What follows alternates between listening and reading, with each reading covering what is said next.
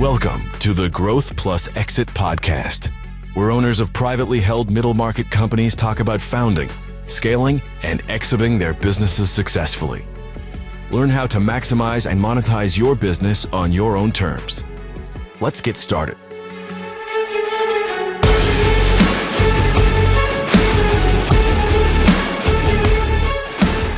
Hello, I'm Heather Bennett, your host for the Growth Plus Exit podcast, featuring middle market owners and experts talking about founding, growing, scaling, and exiting their businesses on their own terms. Past guests include Whitney Opperman, General Manager of Opperman & Son, Matt Vukov, co-founder and CEO of Talencraft, and Kelly Shroud, founder and chairman of DataVision. This episode is brought to you by Newport LLC, a team of seasoned C-suite executives who help CEOs of privately held companies grow, de-risk, and exit their businesses successfully.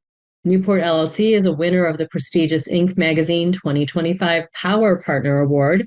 This is a list of elite B2B companies from across the globe. To see the entire list, go to inc.com/power-partner-awards. To learn more about Newport, visit us at newportllc.com or find us on LinkedIn. Before introducing today's guest, I would like to thank Chicago Innovation, 1871, and the Professional Women's Club of Chicago for introducing me to today's guest. Over the last couple of years, I've seen her speak. She's an outstanding person. So I'll get right to talking about her. Aneesa Muthana is the CEO and co-owner of not one, but two manufacturing companies, Pioneer Services Incorporated, located in the Chicagoland area, and M&M Quality Grinding, which is also located in Chicago. Both of them offer specialized, one in precision Swiss parts and centerless grinding, and then M&M specializes in exceptional bar stock and bar processing services to customers across North America. With over 3 decades in manufacturing leadership, Aneesa is a sought-out keynote speaker and writer on business, diversity, and leadership. Her writing has been featured in manufacturing periodicals, the Wall Street Journal, and for pieces for Deloitte. As a keynote speaker, Muthana has delivered addresses to audiences including the University of Notre Dame and IMTS, the International Manufacturing Technology Show. Her speaking topics include team dynamics, data-driven automation, and personal authenticity. And personally, I was lucky enough to hear her share her take on what a personal board of directors looks like a couple years ago. So Aneesa, welcome to the show. Thank you so much for being here. Thank you, Heather. That was a mouthful. Yeah, like I said, and that was cut down. I had a lot I could have covered with you. Well, thank you. Thank you for the kind introduction. And thank you for being here. So let's get right to it. How did you get started in the manufacturing business? Some girls had Barbie dolls. At the age of 11, I had a centerless grinder. That's the family joke. So my parents opened up a machine shop when I was 11 years old. Right away, I just loved being part of it, part of the business. It was really how our family spent our time together. It was running machines, looking for customers, even our drive to and from work. We would look for customers and with large bars on the truck and put the name of the company that was either the transit company or the freight company or the actual company that owned the material. So it was, I feel like, introduced to me at such a young age that it was just literally part of my DNA. And I loved it. I loved being on the shop floor. I loved doing everything from like tedious tasks like filing, and it gave me purpose at a very young age. And again, spending time with my family, seeing my parents live the American dream, like work for so long for someone else and then be able to open up their own shop. And, DCFS was never called, no child labor laws, I hope, maybe, but nothing bad came from it except the fact that we were able to really build the business together as a family. Such a wonderful story. And I love hearing about families bringing in their entire family from the beginning. It's so important, and to acknowledge that business is not just, you can't just always leave it at home, and sometimes it's important to bring it with you. Very Yeah. cool. So how did you, like, kind of tell me about your career coming up in the company? Like, how did you, I don't, Yeah. I'm guessing they didn't hand you at 12 the CEO title. So how, Oh, how did you come through? well, depends on who you ask, right? So I actually left the family business and I was 23 years old. It was back in 1993. And for those that are doing the math, I just turned 56. And so when I left the family business, I felt like I didn't belong. It was the family business. But by then I was a young adult. There were very far and few women in the industry. So everyone from our employees to the truck drivers to, my customers who I worked with trusted me and knew, and some of them wouldn't even talk to my brothers. They wanted me. So that obviously made me feel valued. But then there were just too many times that, I needed to explain that I was, capable of doing something. I had to convince people to listen to me. And it was just exhausting. It was exhausting for me and it was exhausting for my family. So I was actually just recent single mom of two young boys, no degree, no formal education. Everything I learned was within those four walls. But looking back at it, I was like, my God, like I was really brave. But at that moment, it didn't feel like I was brave or it was a courageous decision. It just felt that it wasn't right, saying. And so I left. And when I left, I never looked back. I went into business with my uncle. And at that time, my uncle only knew grinding, which my family does. What my family does is bar grinding, which they sell either a service of grinding the 12-foot, typically 12-foot bars, sometimes 3 foot, sometimes up to 24 feet, and or they sell ground material to customers. And customers like Pioneer, the company that we had, my uncle and I, or continue to have. But he wanted to go into grinding and not machining. And so when he asked me to join him, and him and I always got along really well. We actually worked together at my parents' company. We used to work the night shift, which was like early afternoon to like, 9 o'clock p.m. And we drive home together. And I was like, I can't leave the family business and compete with the family. That just doesn't feel right.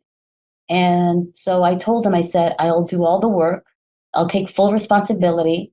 But I need you to be my silent partner. And that really was for three reasons. Number one, I didn't want the same dynamics that I had at M&M and people second guessing me and going to my uncle and him facing the same issues my dad did. Number two, I didn't want, even though I have fond memories of working with my family, I also know the challenges that come with it. And I have so much love and respect for my uncle that I didn't want the business to come between us. So I didn't want that either. And then thirdly, I didn't, I didn't want to compete with my family. For me to be able to call the shots, I would have to be responsible.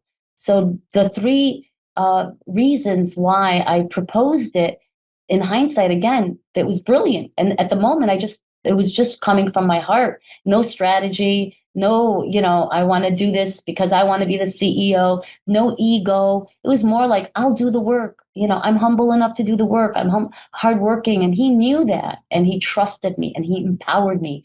And he continues to do that until now. And I love him dearly. And he gave me the opportunity that no degree, no formal education. And I came in, rolled up my sleeves, learned machining literally on the shop floor, understood it, understood cycle time like differently than bar grinding, because on the Pioneer side, we do precision machining. And that's a whole different animal. And 35 years later or 32 years later, we're still in a good place. He's still my silent partner. Love him to death, and he has the utmost respect, and we've grown drastically. Now, back in 2021, my dad, after 29 years, was ready to retire. And the only option was to bring an outsider to buy his shares. And my brothers and my mother didn't want that. And so they called me and they said, we want you to come back and buy him out. And at first I was like, no, thank you. But I thought about it, and both companies really complement each other. And, I know M&M, I know, the ins and outs of running it, but I've been gone for 29 years.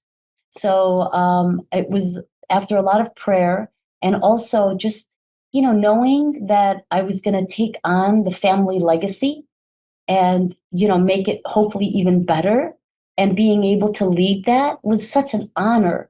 And so I agreed, but I gave my brothers the same conditions I gave my uncle 29 years ago. And I said, the only way is that you would be my silent partners. Otherwise, I don't want anyone second guessing me. This is like really hard work to run a manufacturing facility, and having too many opinions, and also the history that they have in whether it's with employees or processes that they've locked down or didn't lock down and needed to be locked down, needed some heavy lifting. And I knew that. And so I was, again, willing to do the work, but I didn't want anyone second guessing me. And some of the employees were actually the same employees that when I left, and the same people that were second guessing me when I was 23. So I didn't want to revisit that. And so my brothers, one is already in his 60s, he's retired. And the other one wants to travel the world, and he was ecstatic. And my mom was like, this is my dream. My dream was to have my children, own the business that your father and I built, and not have an outsider come in. So thankfully it worked out. And now 4 years later, we're in a good place. Okay, so tell me, gosh, there's two things. I know you had told me a story at one point about almost selling. What led to that, and what was the result? Yeah, so on the Pioneer side, during COVID, a lot of my employees took off weeks at a time. And during the holidays, I just had everyone, they all wanted to take the time off. And it was just me, and maybe one or two other employees. And I just felt so alone. And I felt like, my God, like I haven't seen my mom. And at that point, it was probably a year or close to a year. And it was just like I don't want to live like this. I need an out. I need an out. I need a succession plan. And I didn't find one. So I was like, you know what? I'm going to sell. Like, so many people are so happy. And at that time you mentioned my speaking event. I was getting paid big bucks to do speaking events. And I was like considering writing a book, and I was just like, I have this path now, and I want to take my mom and travel the world with her, because I don't get to see her during COVID. So I want to make sure that, these years that my mom is getting older, that I'm spending more time. And at that point I had 3 grandchildren, and my daughter-in-law was pregnant with the 4th, and, wanting to spend more time with my grandchildren. And I'm just like, there's just no way that I can do all of that and run a business. So the only alternative is to sell. So I got a broker, did everything, provided all the documents. We were in a very strong position, making a very profitable company, and profitable not because we were gouging, but profitable because we were serving industries and holding tolerances and locking down processes that really just brought the company, and everyone that had walked in as a potential seller always left in awe of like how the company was built. And for a small company, having work instructions in place and processes properly documented was something that we worked really hard throughout the years. And so I was ready to sell. I found a buyer. We got to the closing day, and there were some things that they said that they would do for my employees, and obviously they wanted me to stay for I think it was a year. It wasn't defined exactly, but it was that I would be available for them, and I was good with that, and everything was going well. And at the very end, when we were supposed to close, they didn't come. They didn't come to introduce themselves to my employees. And we were supposed to close like that morning or that evening. And then that next morning, I was supposed to introduce them. And some of my key employees already knew what I was doing. And so it wasn't going to be a complete shock for everyone.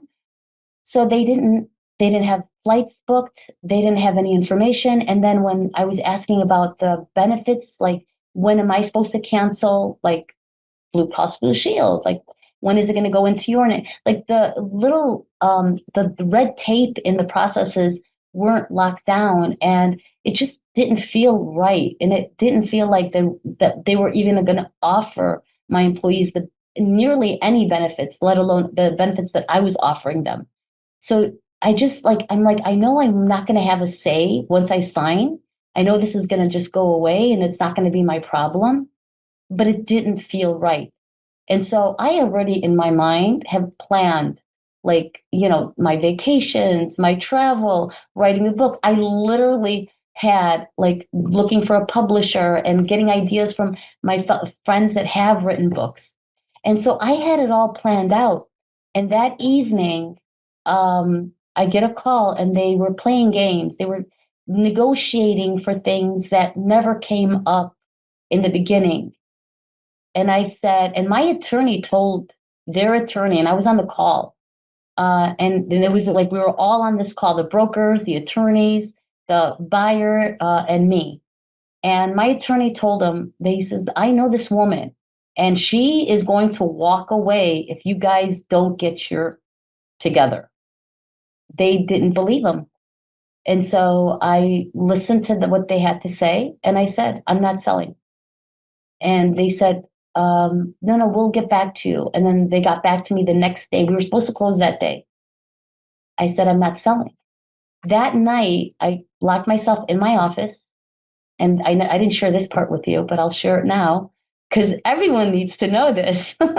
I locked myself in my office, turned off the light, laid on the couch, which I rarely lay down on my couch, and just cried. Cried because like I felt betrayed. And I felt like the path that I thought I was going, the travel, seeing my mom, spending time with my grandkids, doing all of that, it was kind of sabotaged. It's not going to happen because there's no way I'm going to sell to them. And now I got to start over. And so I was like exhausted. And so I remembered my broker saying, this is something that I always worried about. Like the sellers, get to the day of the closing and they back out. I'm like, I didn't back out. They played games. They backed out and they were playing games and I'm not playing. I said, the difference between me and those sellers, and I said this word, literally word for word. I said, is that I believe that this is my fate. Like, obviously it's their doing, but God willed it. And so because God willed it, I'm going to come back fighting. I'm going to make my company better. I'm going to figure out a different succession plan because this option isn't an option anymore in my mind. Not because of any doing on my part, but because of the doing on their part. But now I'll figure it out. And so immediately I bought more machines. I moved into a larger facility. I built an executive team that's able to run the company without me. Everything changed. And it took that to make me make those changes that maybe even though my company was running well, there wasn't anyone other than me making those decisions. I was the go-to for everyone. I was having one-on-ones with way too many people. And so now that forced me that I want to travel. I want to spend time with my kids. I want to do speaking. I want to have hobbies. Well, then you need to have an executive team. And that executive team needs to take accountability and responsibility for a lot of the things that you handle and make the company bigger and better. Thank you so much. Yeah. I know that was quite an experience. So thank you for sharing. Yes. And such a good illustration of the power of delegating and how truly great leaders understand that they can't do it all and that they need they need to reach out and find people to help them going forward. Gosh, so many directions to go. I Let's talk about we talk about like people you reach out to for advice. Tell me about some of your mentors and maybe like the speech that I had seen you give about your personal board of directors. Maybe talk about that. And Yeah. because that was such a big decision and a big change in direction that you went through, not just the decision not to sell, but the decision what to do, the decisions that came afterward and how to Sure. build and strengthen your company. Who did you rely on through all of this for advice?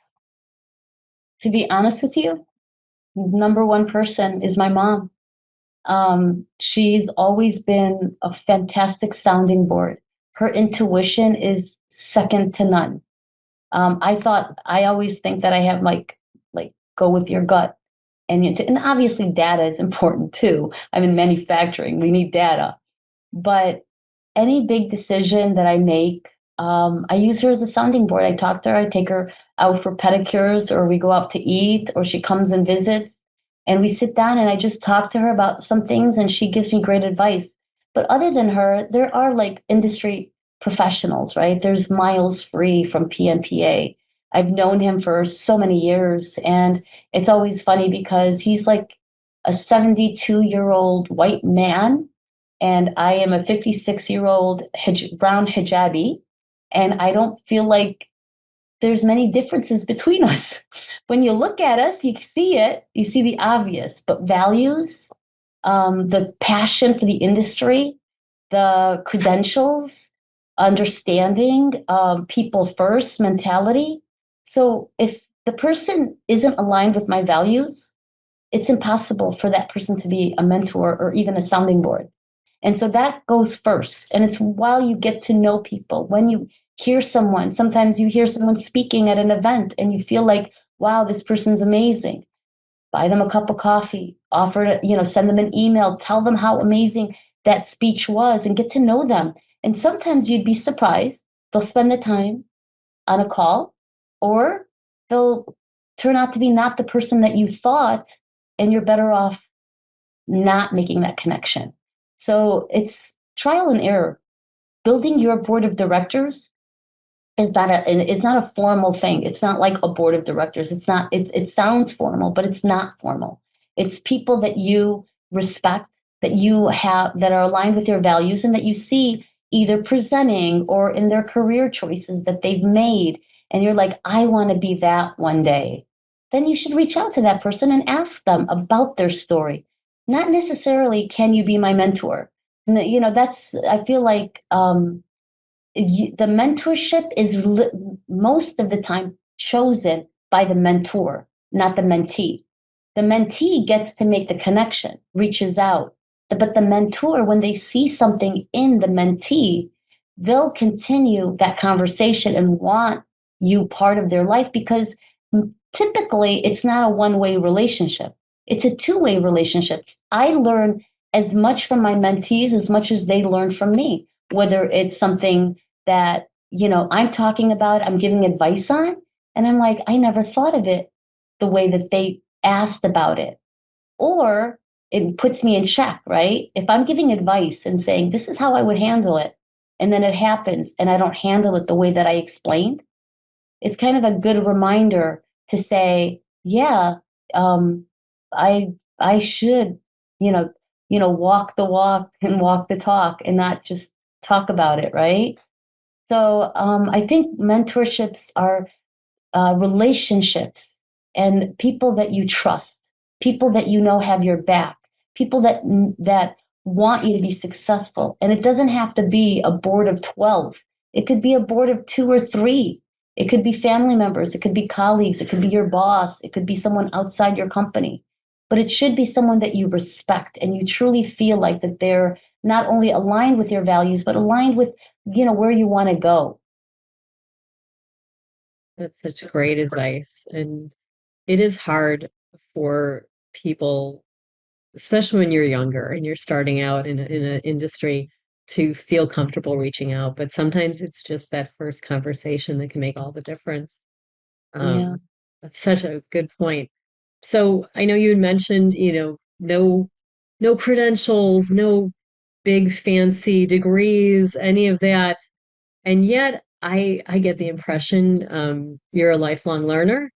And so tell me, how do you stay on top of continuous learning and being prepared and finding out what you need to know to run your business well? First, you get outside of your four walls. Um, and that I think that I even struggled with that in back in the day. But now I make sure that I sit on boards. It's a way of me giving back, and it's a way of me learning, rubbing shoulders with the best of the best in the industry. Like I'm on the NAM board, National Association of Manufacturing. I'm on the IMA board, Illinois Manufacturing Association. I'm on the Med Global board. That's, doctors going all over the world treating, people that are in dire need of healthcare and being able to be of value, like bringing my business experience into that world when you have doctors that really don't deal with things that an organization needs to deal with. And so bringing that value, I feel like makes me more confident in who I am, but then being able to listen and understand other people's challenges and other people's successes and say, wow, that's that I dealt with something similar and I handled it really well, or I didn't think of that. It's putting yourself out there in ways that are really truly authentic to who you are and your values and your skill sets, but also being open to listening and hearing and learning from others. And I feel you can't lose when you're around so many people that are leaders in industries and different all types of industries, whether it's manufacturing, business, or healthcare. So tell me what's next for the companies that you run. What are you looking forward to in the future? So we are growing. We've expanded. We've moved into so M&M was in 20,000 square feet, and now in August in 2023 we moved into 70,000 square feet. Pioneer was in 24,000 square feet, and now we have 62,000 square feet.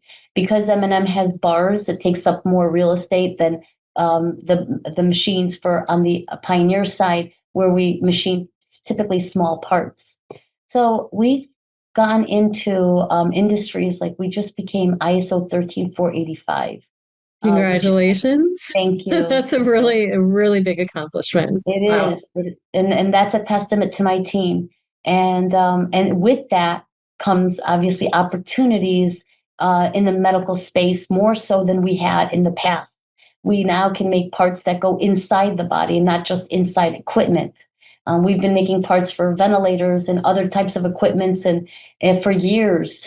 So being able to now really, have its own cell and have, really just lock down the processes that's required in serving those industries. And we've been serving aerospace for years as well. And so having those credentials, having all of that opens up doors that, going to events and, learning on what those opportunities are and really just really pushing our capabilities to a different level. I'm looking to not only expand in the capabilities that we have, but also in much more complex and maybe even larger diameters on the Pioneer side. On the M&M side, we've automated a lot and we continue to do so. And excuse me, we continue to do so on the M&M side. And in that, seeing that lifting, it doesn't ever happen anymore. It's machines that are lifting and not people.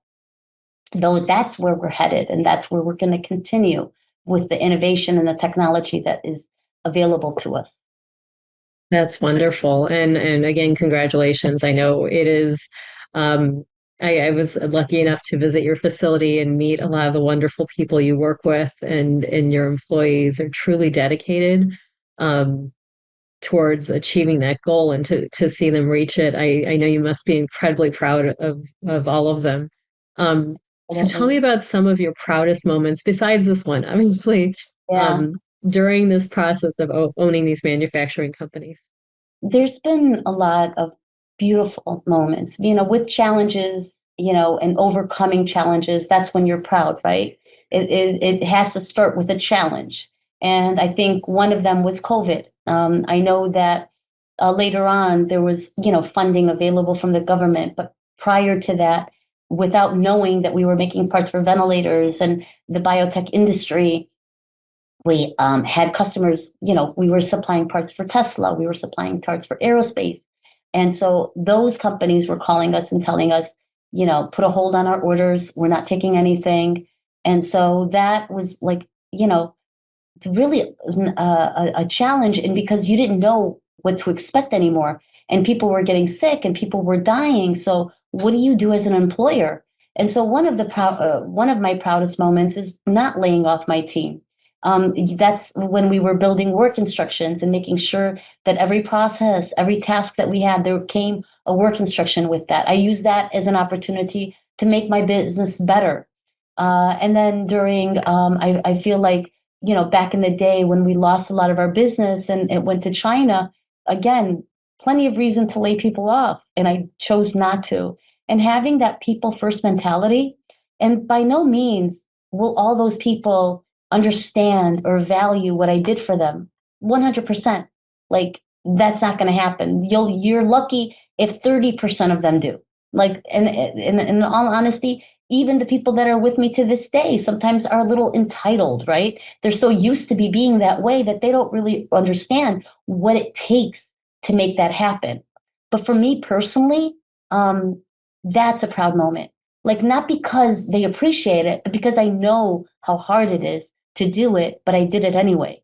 And so those are moments that I'm extremely proud of. And it wasn't just me; it was me and my team, because they had to support that. They had to figure out like, what do we do when we're slow? What do we do when orders aren't coming in that were productive and beneficial, and there's an ROI in the end. And then on the flip side of that is when my family called me and asked me to take the leadership role at M&M. Again, that's the family legacy. My brother's blood, sweat, and tears. My mother, my father, they came to this country from Yemen in the 60s.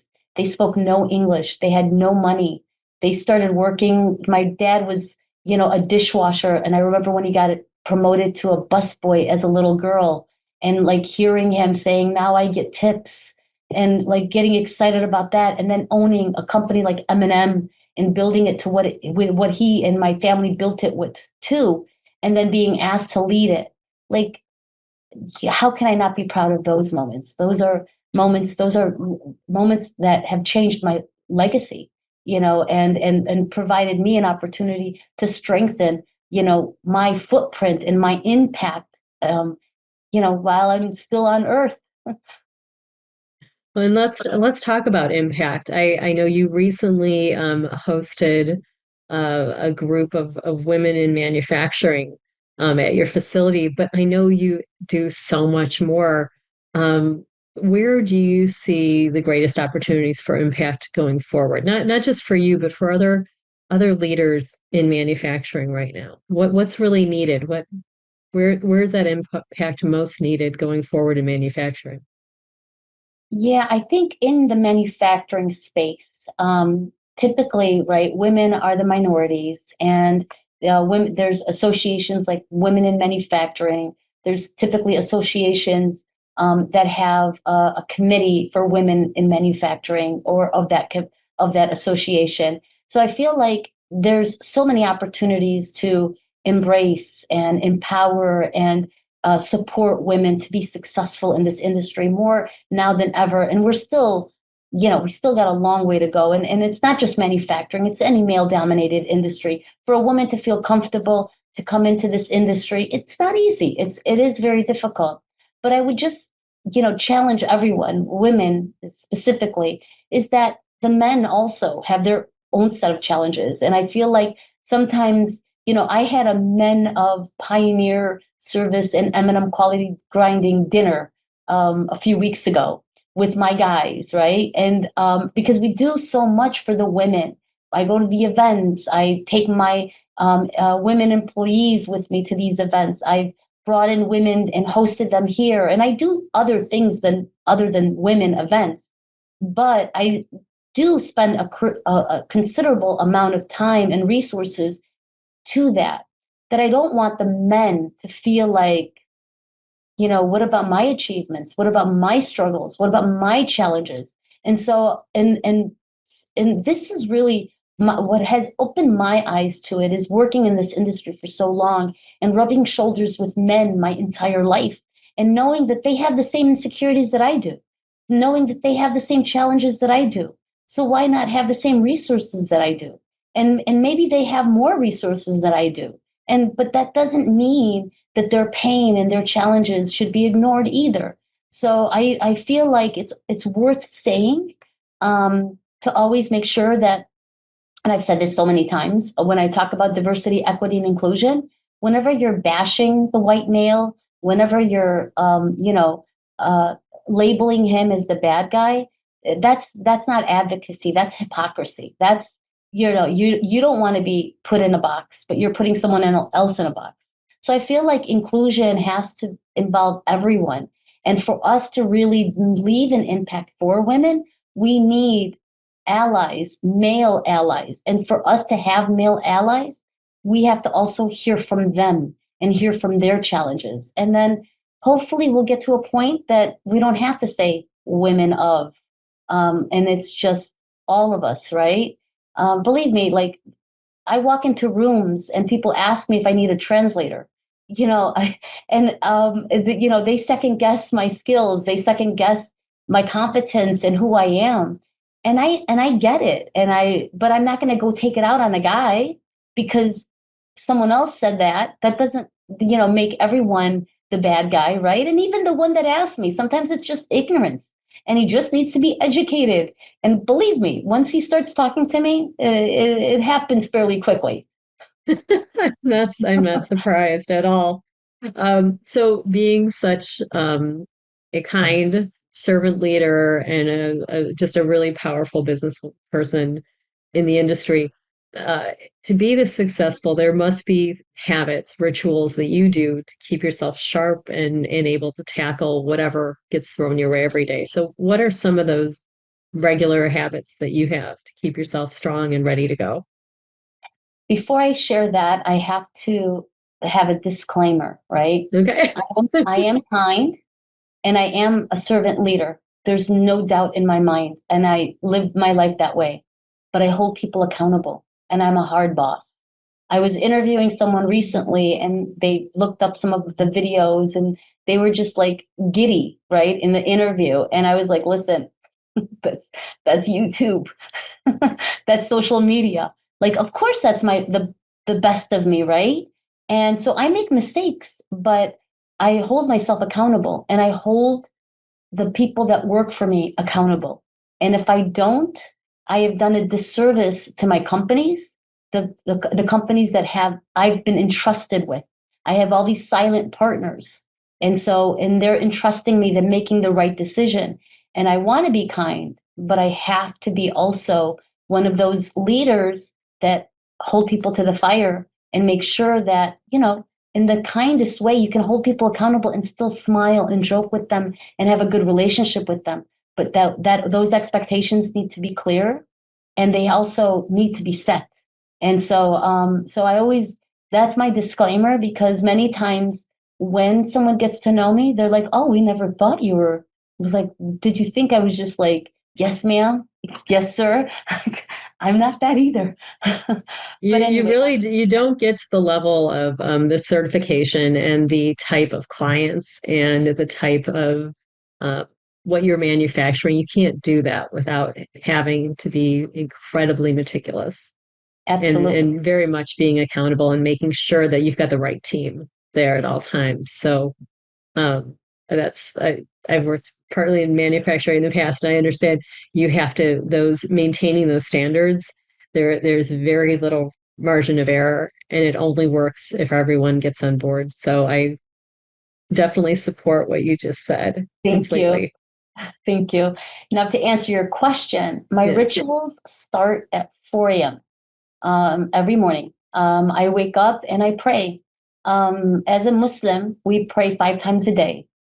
And I pray a sixth time, which is not an obligation of prayer, but it's a moment that everyone else is asleep. It's just me and my Lord. And I get to cry to him, ask for his guidance, ask for his grace and mercy. And it really centers me. And then I pray the morning prayer shortly after. Typically, sometimes depending on the sunrise, it could be as early as 3 a.m. Or as late as 6 a.m. or 6:30 a.m. But nonetheless, that is my faith. That is my foundation. I always feel like when this is strong, my connection to my Creator, all of this falls into place. And when this is weak, none of this works out. Even when it might seem to be working out, it's not sitting well for me. And so that's number one. I also find it very important, especially at my age, to work out regularly. I almost work out every day. I try to every day, but at least 4 or 5 times a week. Whether it's lifting, I don't do a lot of cardio. Although I would love to lose weight, I try to figure. At my age, I want to make sure that I'm not a burden on my grandchildren.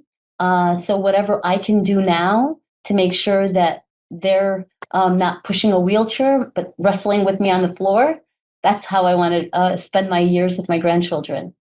And as far as like managing my time, I'm a list person. I have everything either on my calendar or an alarm set. I don't just wing it. I can wing it, and I'm good at winging it. But whenever I can, preparation is always key.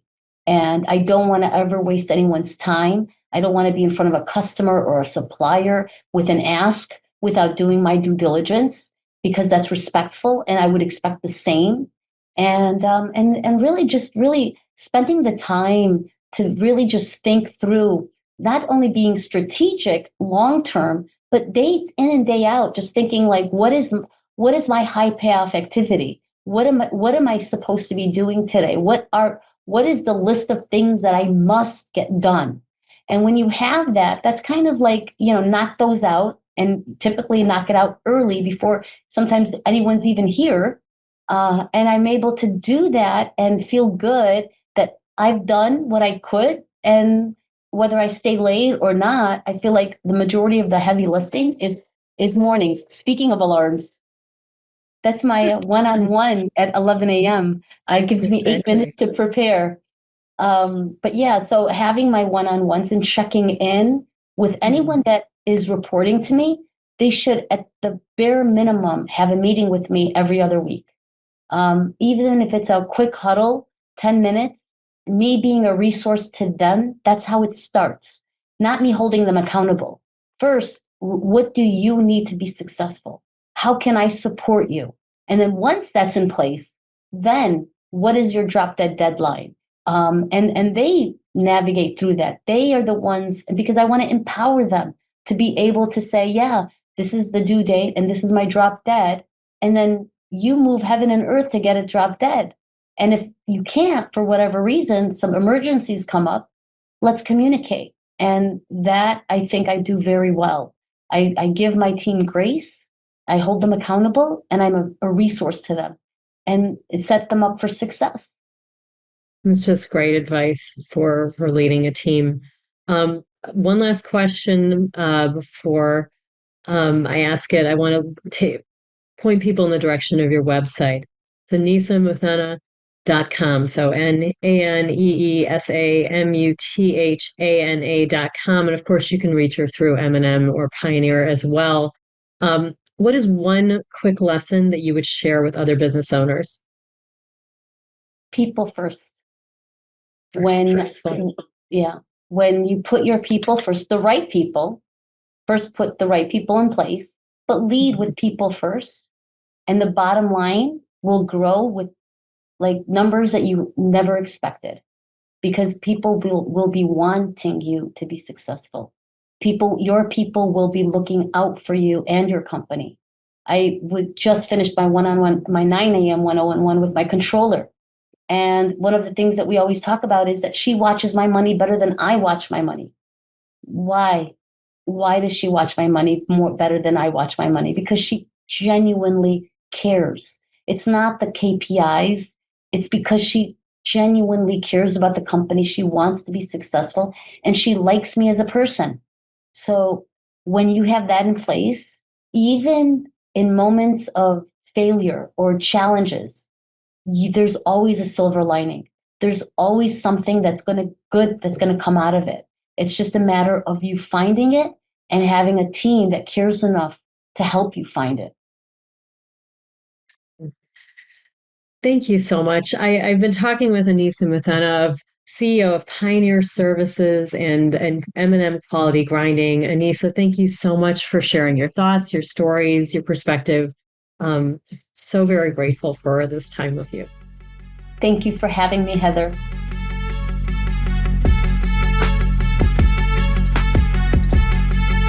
Thank you for listening to the Growth Plus Exit podcast, sponsored by Newport, a unique national business advisory firm. If you enjoy this show, be sure to share, like, and subscribe for future episodes.